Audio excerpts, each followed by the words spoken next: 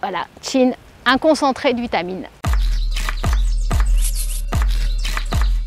Le cynorhodon, c'est le Rosa canina, c'est le rosé des chiens. Alors c'est un drôle de nom, hein. Il y a des Y, des H, des R, plein de choses.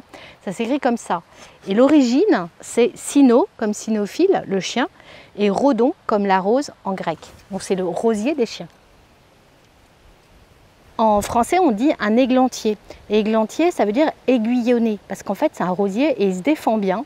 Donc pour pas qu'on l'embête, il a des petits crocs comme ça. C'est des aiguillons extrêmement piquants. Il y a un son que vous allez peut-être entendre des fois pendant l'interview, et la cueillette, c'est aïe, parce qu'il se défend bien avec ses petits crocs. Donc j'ai sorti la paire de gants. Quand on cueille, il vaut mieux, parce que quand on veut attraper une branche, tous les aiguillons, ça pique. Donc on prend une paire de gants costauds. Et là, je vais cueillir les fruits de Rosa canina, donc c'est les cynorhodons, comme ça. Et je les cueille au stade bien mûr. Il faut qu'elles soient bien rouges, ça veut dire que c'est ok, on peut les prendre. Alors, je vais faire un gros plan peut-être. Là, on a une baie de cynorhodon qui est mûre, qui est bien rouge. Là, on a une baie de cynorhodon qui n'est pas assez mûre, qui est orange. Ce qui donne cette couleur, c'est les caroténoïdes qui sont très présents dans les baies de cynorhodon. On peut cueillir les cynorhodons soit mous après les premières gelées. Alors mous, voilà, ils sont comme ça, on les écrase facilement avec la main. Soit même, on peut ne pas trop attendre et les cueillir durs. Bonjour toi. Ici. Et on peut les conserver au congélateur. Voilà, je nourris, je donne de la vitamine C aux vaches. Cette petite baie rouge est très riche en vitamine C. Et c'est là son apport, on va dire que c'est un super aliment.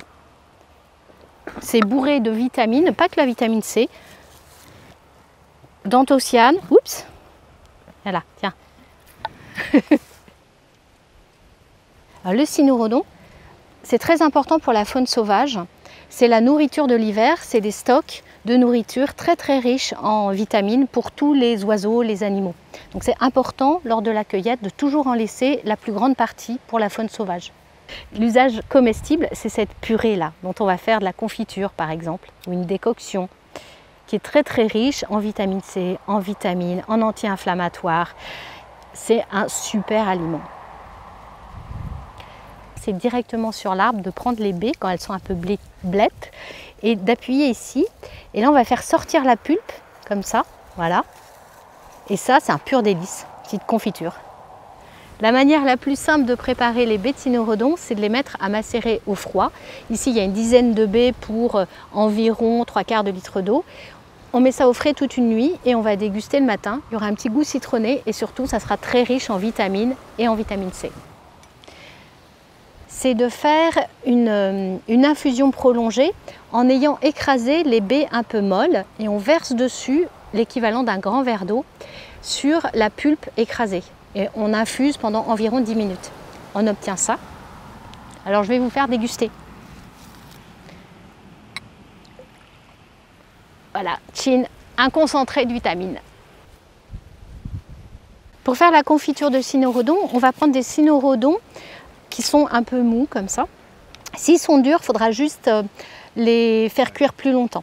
Donc on prend nos cynorhodons. Il y a un moment un petit peu fastidieux, c'est qu'il va falloir enlever cette partie noire, ça s'appelle une mouche.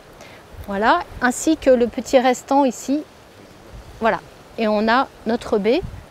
Ensuite, on va mettre ces baies à cuire dans de l'eau pendant environ 30 minutes. L'idée, c'est de les ramollir pour extraire bien toute la pulpe ensuite. Voilà, la pulpe des baies.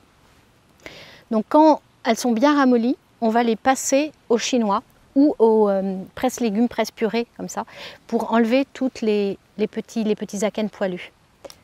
Voilà, là on va ouvrir le cynorhodon et on voit à l'intérieur les vrais fruits du cynorhodon qui sont les akènes poilus, toutes ces petites graines. Une fois qu'on a notre pulpe de cynorhodon, on va prendre cette pulpe, rajouter du sucre, parfois un petit peu d'eau de cuisson aussi, et on va remettre à cuire entre 5 à 10 minutes, pas trop longtemps et pas à feu trop fort pour ne pas trop détruire la vitamine C qui est détruite aux environs de 80 degrés. Et après, on met en pot, on retourne nos pots et c'est prêt.